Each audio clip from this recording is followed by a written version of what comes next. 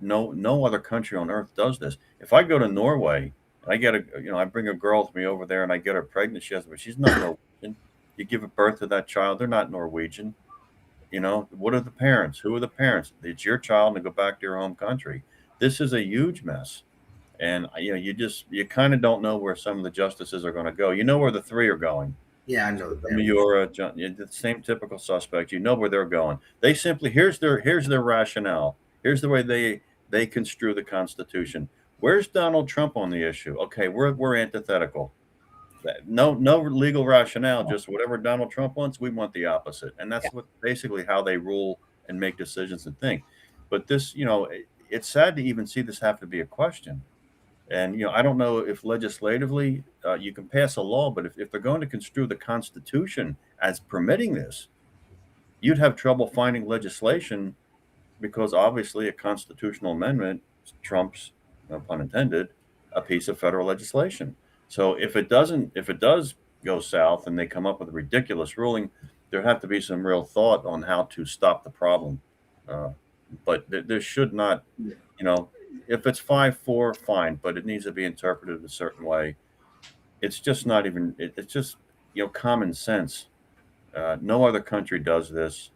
But that's not the argument. The argument is it's about what is constitutional. Like we can argue all day long how we feel, what other countries do, what does the American Constitution say? That's the argument. And it is. It's a case of interpretation. Yeah. And it's a direct threat to our country. Yeah, I was going to say, I think it's just ridiculous that people in this country are fighting for people who don't belong here to stay here just because they have a kid here. That's ridiculous. If it's that important, you'd let them move in with you.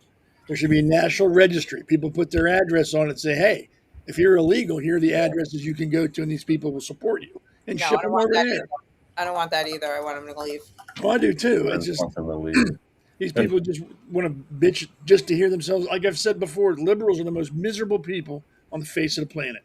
They will always find something to scream and yell at, to cry about and whine about. And this is just their new thing. They're going to whine. And if they get their way on this, in 2 weeks, there'll be something else they're going to complain and whine and cry about and say it's not right. They will never be made happy.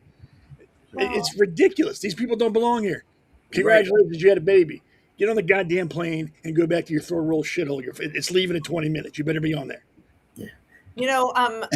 The Supreme Court did make a rational ruling in an 8-1 decision just yesterday. You guys know about it, right? Colorado, yes. And except for Ketanji Brown Jackson, of course. Right. But to Justin's point that, we expect the liberals to always do the anti-Trump thing. They actually held up the Constitution yesterday. So they my worst. I was surprised that you ruled that way, but yeah, and just a quick summary for the viewers so they don't know what we're talking about. Colorado had a law from 2019 that said that therapists couldn't talk about biological reality with kids who thought they were trans.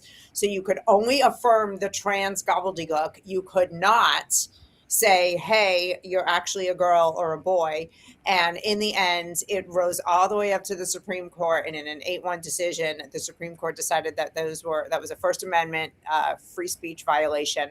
And the therapist can now talk to kids and tell them the truth about trans ideology, if that's the path the therapist chooses. And that's going to affect 20 states and 100 localities. So thousands of children are going to be saved from trans indoctrination.